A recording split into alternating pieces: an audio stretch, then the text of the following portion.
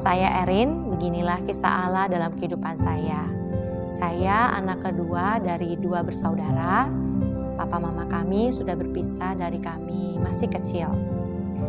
Kami sering tinggal berpindah-pindah, kadang bersama dengan papa, kadang bersama dengan mama, kadang bersama dengan tante A, kadang dengan Om B, bahkan kadang dengan opa dan oma. Saya yang pada satu hari masih tinggal bersama dengan mama, saya harus pindah ke rumah tante karena 1 dan 2 hal. Baru 1-2 minggu saya di rumah tante, tiba-tiba kakak laki-laki saya berkata kepada saya, "Meme, kayaknya kamu lebih baik jangan ada di sini deh. Soalnya kita nggak enak nyusahin Ii di sini, kan udah ada Koko di sini." Saya waktu itu berpikir, ya bener juga ya. Lebih baik saya jangan ada di sini karena saya hanya akan menambah kesusahan Ii saya. Kemudian Koko saya pun mencari kontak papa saya yang di Jakarta dan dia kemudian menghubungi papa saya. Kami berdua pun datang ke Jakarta liburan ke Jakarta. Sebelum saya balik ke Medan, kemudian kakak saya berkata kepada papa saya, "Papa, lebih baik Erin jangan ke Medan lagi deh, dia lebih baik di Jakarta aja sama papa."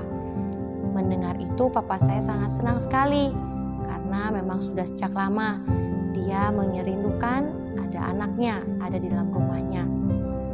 Singkat cerita, saya pun kembali ke Medan. Saya persiapkan untuk perpindahan saya ke Jakarta. Sampai di Jakarta, saya pun tinggal dengan papa dan mama yang baru. Waktu itu saya latar belakang agama Buddha dan saya harus sekolah Kristen. Kemudian mama baru saya berkata, "Erin, kamu lebih baik ke gereja untuk mendengarkan firman Tuhan dan tentang kekristenan. Soalnya kalau enggak nanti nilai agama kamu jelek." Ya, kemudian di gereja inilah, gereja GKR Telugong, gereja pertama kali saya datangi. Saya sangat ingat waktu itu saya hadir di kelas tunas remaja dan lause saya yang bernama Lause Suryati, sebelum saya pulang dia memanggil saya ke dalam sebuah ruangan. Dia kemudian bertanya kepada saya mengenai latar belakang saya. Lalu saya bercerita tentang masa lalu saya kepadanya. Dan Lause berkata kepada saya, "Erin, Tuhan Yesus sangat mengasihi kamu." Mendengar kalimat yang sangat sederhana itu, tetapi entah mengapa air mata saya tidak berhenti mengalir. Karena saya berpikir, wah, di dunia ini ada orang yang mengasihi saya. Bukankah selama ini orang berkata bahwa saya adalah anak sialan, anak yang tidak membawa kebahagiaan? Bahkan orang-orang merasa menyesal mempunyai saya.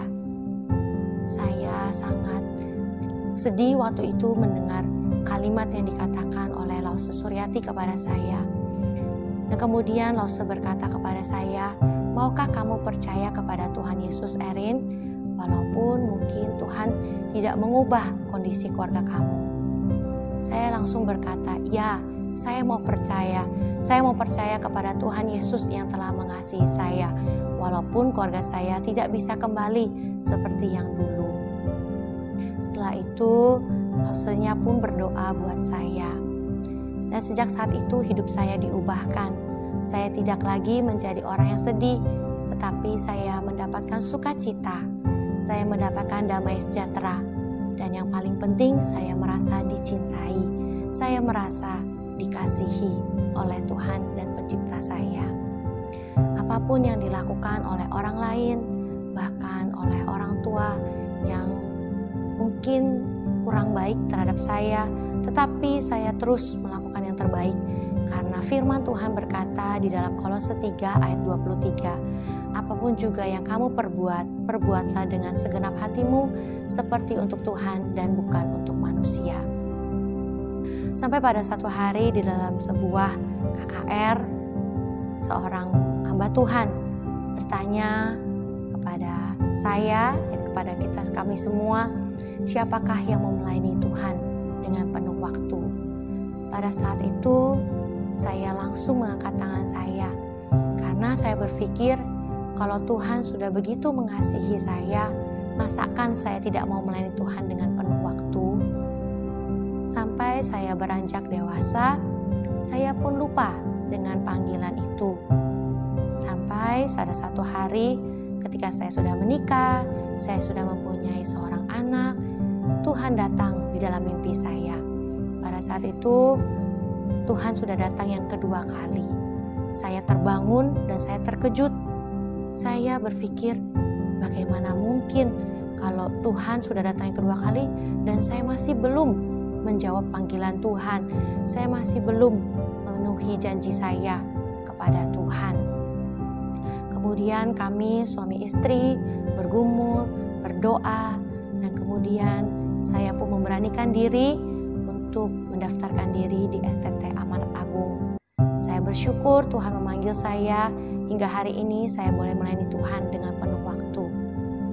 Terkadang melayani Tuhan tidak mudah, rasanya ingin putus asa, ingin berhenti, ingin mundur. Tapi firman Tuhan terus mengingatkan saya di dalam 2 Korintus 12 ayat 9a. Tetapi jawab Tuhan kepadaku, cukuplah kasih karuniaku bagimu, sebab justru dalam kelemahanlah kuasaku menjadi sempurna. Inilah kisah Allah dalam kehidupan saya. Bagaimana dengan kisah Allah di dalam kehidupan Bapak Ibu Saudara sekalian?